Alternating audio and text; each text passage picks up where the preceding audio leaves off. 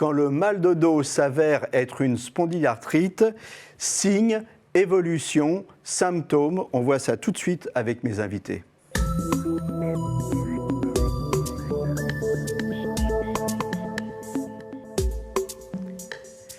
Alors avec moi sur le plateau, Guylaine Schmitt, vous êtes patiente experte au sein de l'association France Spondylarthrite.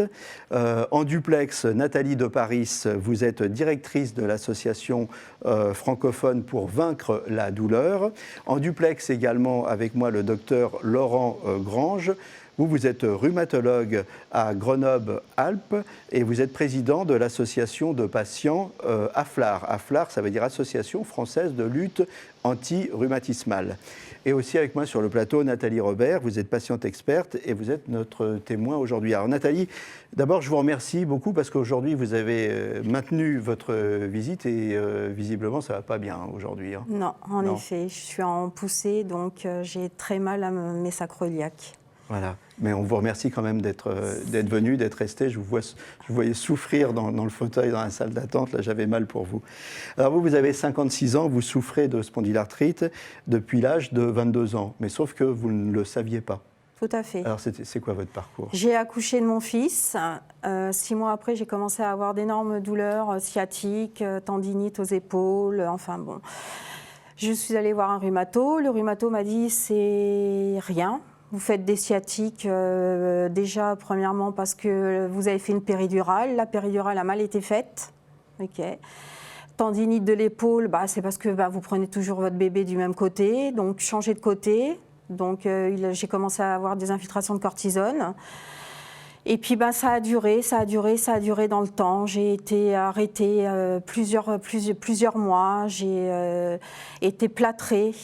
J'ai eu un lombosta, enfin c'est ce qu'on appelle un plâtre, donc du bas du sacrum jusqu'à la poitrine. J'ai eu un corset et je continuais à faire des sciatiques sur sciatiques à répétition, des tendinites aux épaules, aux coudes, aux poignets, aux tendons d'Achille. Et heureusement, comme malheureusement, il y a 6 ans de ça, donc j'ai souffert pendant 28 ans. Oui, en fait, ça vous a pourri la vie. Oui, j'ai changé 3 fois de métier. On peut le dire comme ça. Tout à fait, j'ai changé 3 fois de métier. Et à 50 ans, un matin, je me suis levée, impossible de marcher.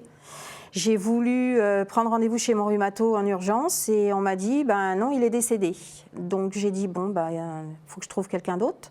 Je suis allée voir un autre médecin qui, lui, c'est simple, avec ce que je lui ai donné comme diagnostic, il m'a dit, on va faire une IRM des sacroiliacs et une prise de sang.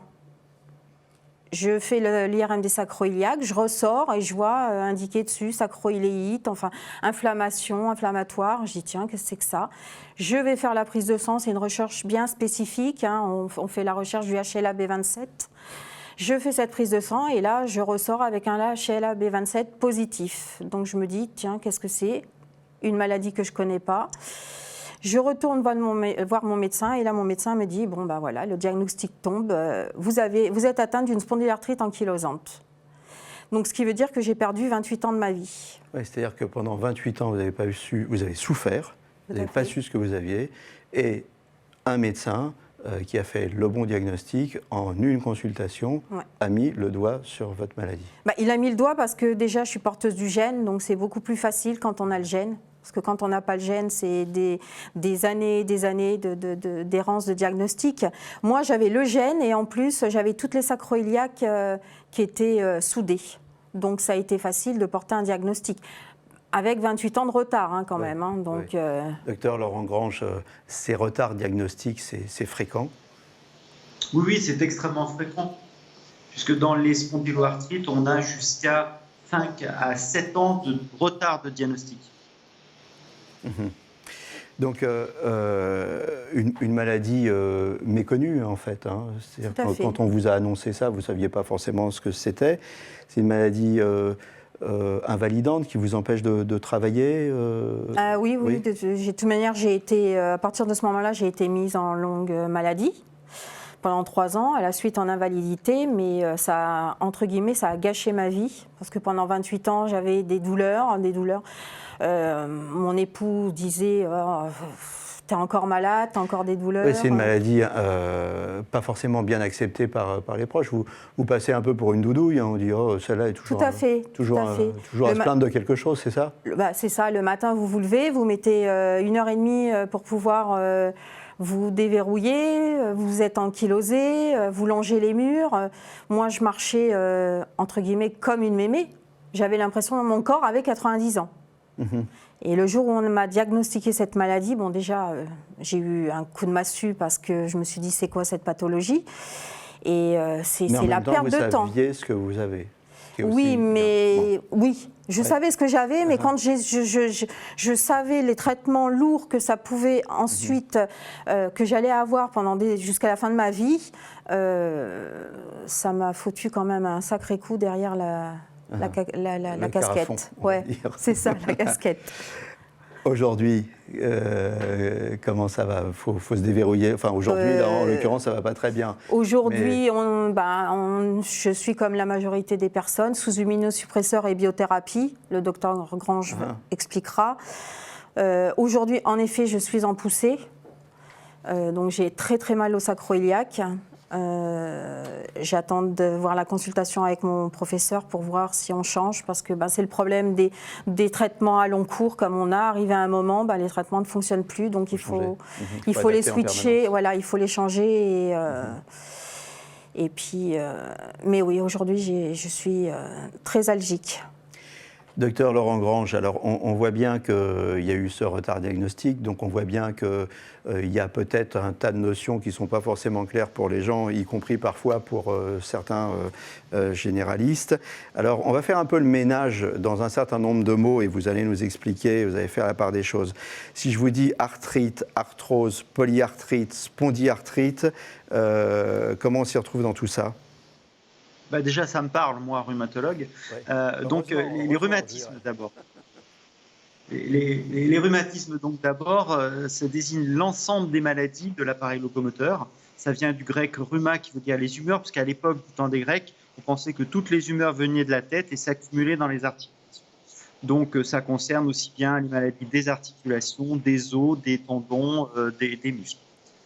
Arthrite, ça veut dire que c'est une maladie inflammatoire de l'articulation, qui peut être aiguë ou chronique et qui peut avoir plusieurs origines, aussi bien infectieuses, auto-immunitaires ou inflammatoires, comme la polyarthrite par exemple, ou microcristalline, qui sont des dépôts de cristaux comme la goutte ou la chondrocalcinose. Polyarthrite, il faut dire qu'il y a plus de 3 articulations touchées. On parle de monoarthrite s'il n'y en a qu'une et d'oligos s'il y en a moins de 3. Et enfin, les ou les spondyloarthrites, peut-être qu'on en parlera dans quelques secondes. Eh bien justement, on en parle. Alors ça, qu'est-ce que c'est? Alors la spondyloarthrite, c'est une maladie inflammatoire chronique du rachis, du dos, qui va toucher donc aussi bien toute la colonne au niveau du dos, mais aussi bien le sternum, les sacroiliaques, les fameux sacroiliaques dont souffre notre patiente témoin, et également les hanches. Elle s'intègre dans une plus grande groupe de maladies qu'on appelle les spondyloarthrites, parce qu'il n'y a pas qu'une spondyloarthrite, il y a des spondyloarthrites, qui ont un point commun, qui est une inflammation d'une zone très particulière du corps qui s'appelle l'anthèse, qui est l'insertion du ligament, des tendons, des os au niveau de l'os. Alors, les symptômes, quels sont les symptômes qui doivent éveiller le doute chez les patients pour leur éviter de traîner 20 ans et plus? Alors, les symptômes, c'est le mal de dos. Alors, le mal de dos, c'est le mal du siècle. Tout le monde a mal au dos. Et par contre, c'est un mal de dos qui est très particulier. C'est un mal de dos qui va réveiller la nuit, avec une réveil vers 2-3 heures du matin, et surtout une raideur, dérouillage matinal, qui va durer plus de 45 minutes, 1 heure, 2 heures, voire toute la journée. Cette raideur matinale, vraiment caractéristique, va toucher donc le dos, mais va toucher également certaines formes de spondyloarthrite. La périphérie, c'est-à-dire les poignets, les genoux, le talon, toutes les zones où il y a de l'anthèse. Les examens qui signent la maladie, qu'est-ce que c'est aujourd'hui? On va vous faire c'est l'imagerie, c'est des analyses, c'est quoi? Alors, le diagnostic se fait sur un faisceau d'arguments qui sont à la fois à l'interrogatoire. On va voir si c'est une maladie inflammatoire, quelle articulation sont touchées. Ensuite, il va y avoir de la biologie pour voir s'il y a de l'inflammation ou pas dans le sang. Or, dans la spondylarthrite, il n'y a pas toujours d'inflammation dans le sang, d'où les errances de diagnostic. Et puis ensuite, on va chercher le fameux HLA-B27, peut-être qu'on en reparlera, s'il est présent ou pas. Et puis, on va faire de l'imagerie, c'est-à-dire des radiographies standards, du dos, des sacroiliacs, qui peuvent parfois déjà montrer des lésions. Et si c'est normal, on peut passer à l'IRM, qui permet de voir de l'inflammation qui peut être située à la fois au niveau sacroiliac et au niveau du dos. Ce fameux HLA-B27, alors d'abord, qu'est-ce que c'est et est-ce qu'il est toujours présent ou pas? Alors, le HLA-B27, c'est une partie de la carte d'identité génétique. Il est associé à la spondylarthrite ankylosante dans plus de 80 à 90% des cas. Ce qui veut dire que dans 10% des cas, on a une vraie spondyloarthrite, mais on n'est pas HLA-B27. Et autre élément important, c'est que dans la population générale, le HLA-B27 est présent dans 7 à 8%. Or, on sait que les spondyloarthrites, c'est 0,35% à peu près. C'est un des premiers rhumatismes inflammatoires. Ce qui veut dire que ce n'est pas parce qu'on est HLA-B27 qu'on va faire un jour la maladie. Et ce n'est pas parce qu'on n'est pas HLA-B27 qu'on ne va pas faire la maladie. D'où la difficulté pour le diagnostic. Est-ce qu'on guérit aujourd'hui la maladie ou est-ce qu'on s'attaque simplement aux symptômes de la maladie? Alors, on ne guérit pas la maladie, mais par contre, on peut tout à fait mettre en rémission la maladie grâce à une prise en charge très codifiée, très acceptée par tout le monde, qui consiste à la fois à des traitements de la douleur, si la maladie fait mal, des traitements de fond qui peuvent être des anti-inflammatoires non stéroïdiens, et si ça ne suffit pas, pour les formes accélérées, on va passer directement aux biomédicaments, qui peuvent être de différents types. On ne rentrera peut-être pas dans le détail si vous souhaitez. Et puis, pour les formes périphériques, on passera par des médicaments intermédiaires, qui sont ce qu'on appelle des traitements de fond chimiques, les DMARDs, qui peuvent être de la salazopyrine, du méthotrexate, qui vont essayer de contrôler. Et si on n'y arrive pas, on passe aux biomédicaments. Est-ce qu'il y a une population privilégiée, une population à risque et est-ce qu'on sait pourquoi arrive cette maladie? Alors, cette maladie, elle est complexe.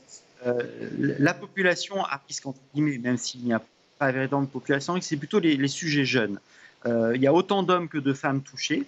Je l'ai dit, c'est 0,35% de la population, qui est un des rhumatismes les plus fréquents. Alors, l'origine est complexe.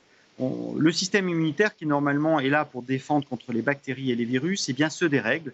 Et au lieu d'attaquer les virus et les bactéries, il va attaquer cette fameuse anthèse, insertion du tendon sur l'os, qui va s'enflammer.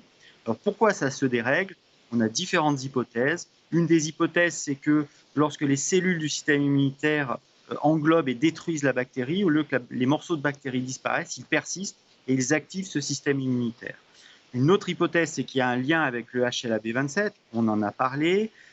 Autre hypothèse, il y a des formes dites environnementales, des facteurs environnementaux, tels que le tabac. On sait que le tabac favorise l'apparition de la maladie et pour les spondyloarthrites qui fument, entraîne des maladies plus actives. Également le microbiote. Le microbiote, c'est l'ensemble des bactéries qu'on a dans le tube digestif et peut-être que certains types de formes de microbiote pourraient favoriser l'apparition de la maladie.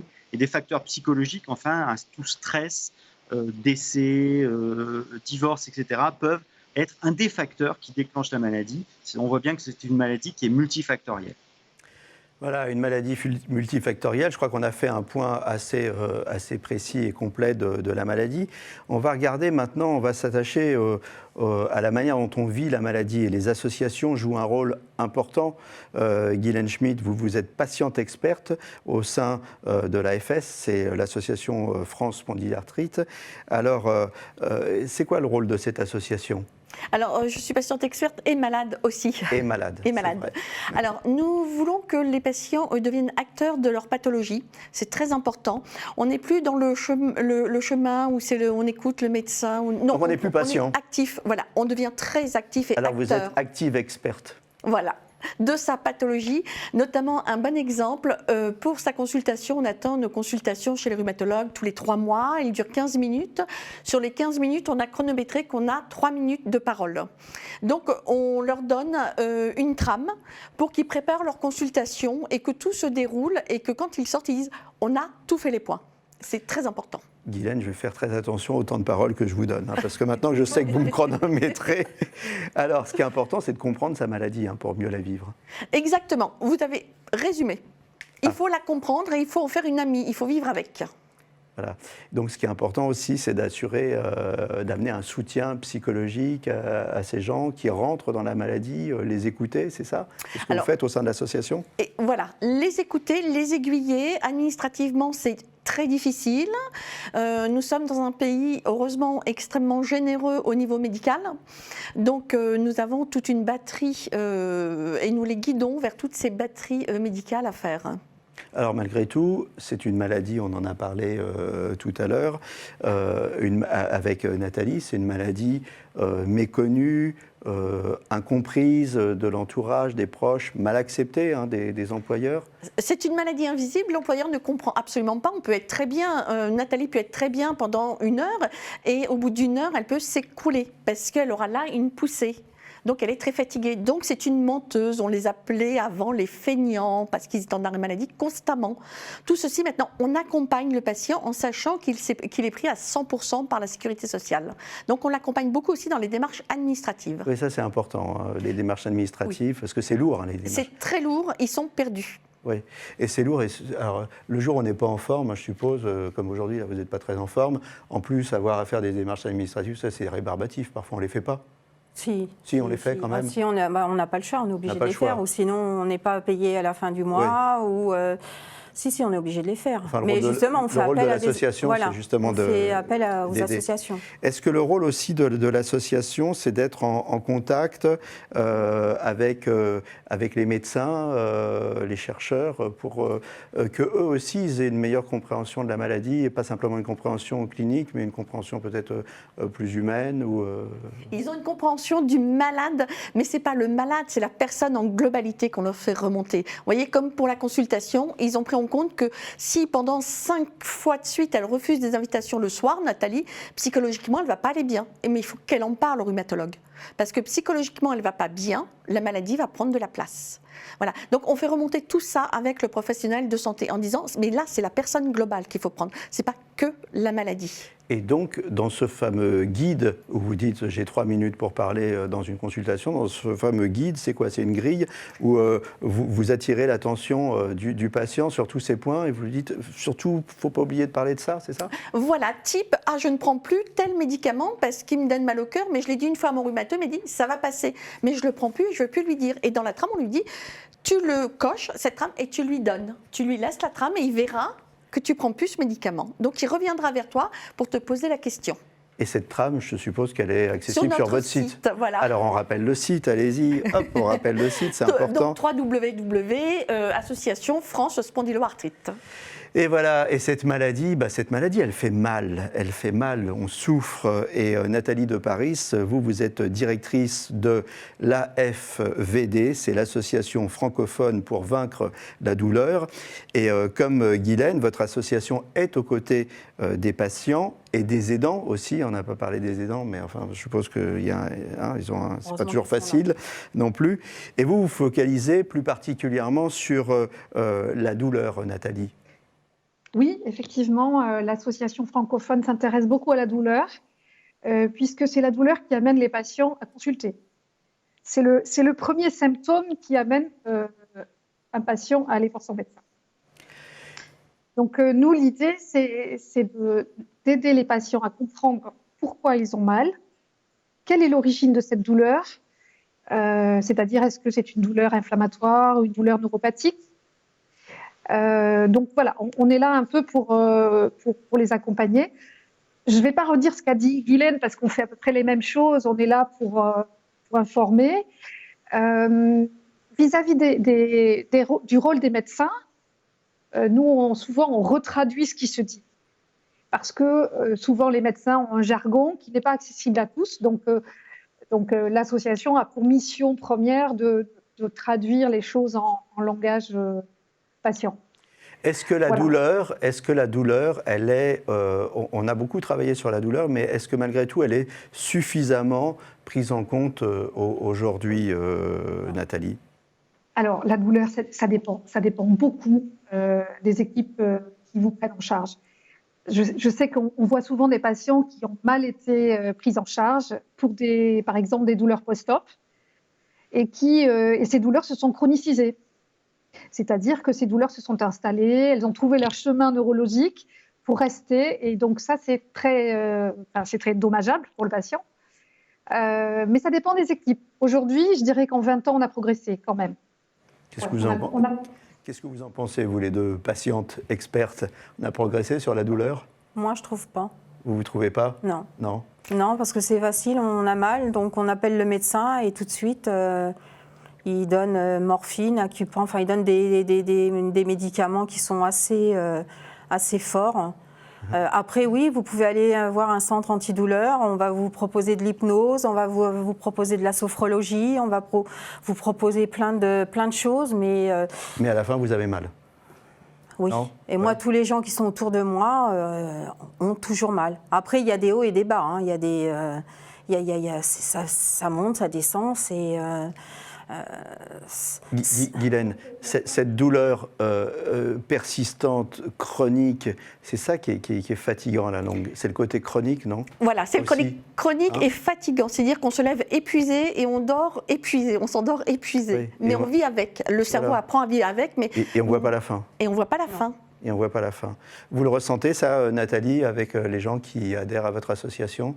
Oui, évidemment, on a des patients qui sont psychiquement épuisés. Donc, on a beau leur dire qu'effectivement, les CETD existent, qu'il faut s'adresser et qu'il faut aussi, comme le disait Guylaine, être acteur de sa prise en charge de la douleur.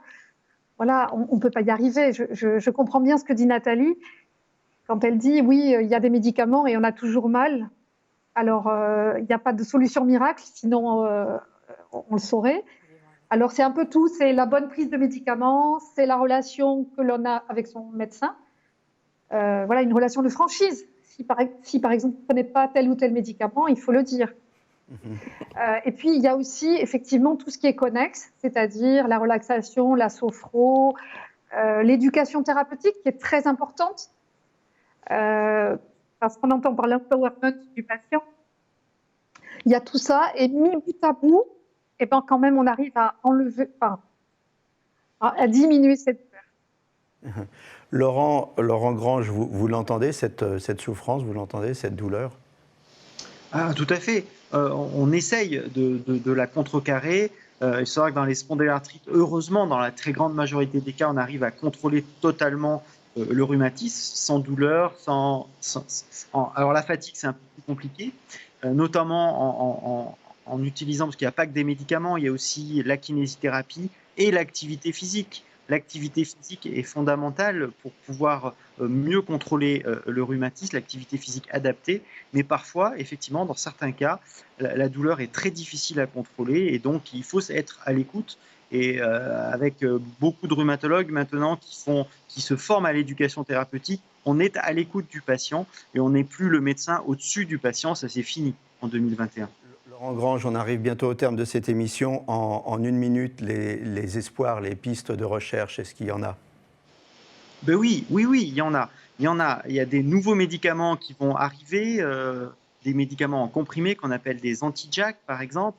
Et puis une autre bonne perspective, c'est essayer de donner le bon médicament au bon patient. C'est-à-dire, c'est le principe de la médecine personnalisée. On aura dans les mois ou années à venir des arbres décisionnels qui permettront de dire, en fonction d'un profil patient, d'un profil par une prise de sang, eh bien, peut-être que ce médicament sera plus efficace, marchera mieux que tel autre en première intention. Donc, on va pouvoir hiérarchiser les médicaments. Et donc ça, à mon avis, c'est une piste très importante. On fait vite le diagnostic et on traite directement avec le bon médicament qui va être efficace dessus. Est-ce que, une dernière question très très brève, est-ce que plus le diagnostic est précoce et mieux la maladie sera prise en charge, moins elle sera évolutive, moins elle sera douloureuse? Alors, il faut savoir que ce n'est pas l'intensité de la raideur, l'intensité de la douleur qui va faire la gravité de ce rhumatisme. Par contre, plus on prend de retard, plus ce sont des années d'errance de médicaments non efficaces, de souffrance, de douleur, de fatigue. Donc oui, il faut traiter de plus en plus tôt. Il faut diagnostiquer le plus rapidement possible pour pouvoir traiter le plus en plus tôt. Mes petites patientes, on arrive à la fin de l'émission, il nous reste 1 minute. Un mot de conclusion à chacune. Ben moi, je voulais dire que voilà, je suis atteinte de spondylarthrite, mais la vie est belle puisque je suis là aujourd'hui malgré les douleurs. Il faut se battre, il ne faut pas baisser les bras et qui vivra pourra. Moi, je remercie le professeur Laurent Grange parce qu'il a dit quelque chose de très intéressant en tant que patient. Oui, on fait main commune avec nos soignants. C'est main dans la main et c'est pas le médecin en haut et le patient en bas. C'est main dans la main et on s'écoute. Voilà, vous avez bien compris, docteur. Restez à votre place. Voilà, je vous remercie tous. On arrive à la fin de cette émission. Je vous remercie. Nathalie, donc vous êtes patiente experte, la pêche, on lâche rien. Je vous remercie Guylaine aussi, vous êtes également patiente experte au sein de l'association France Spondylarthrite. Nathalie de Paris, la douleur, c'est très très important et merci d'avoir attiré notre attention là-dessus. Laurent Grange, vous nous avez dit qu'il y avait des espoirs, bientôt de nouveaux traitements vont arriver et ça nous donne la pêche aussi. Merci les filles, merci particulièrement à vous, parce que je sais qu'aujourd'hui vous souffrez. Merci d'être venus sur le plateau et d'avoir témoigné. À très bientôt pour un nouveau numéro de Capital Santé et d'ici là, portez-vous bien.